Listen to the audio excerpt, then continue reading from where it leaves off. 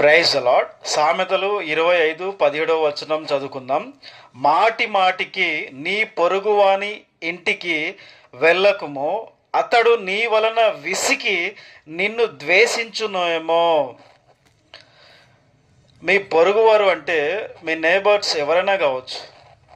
వాళ్ళ ఇంటికి మీరు మాటి మాటికి వెళ్ళకండి అని ప్రభు చెప్తున్నారు.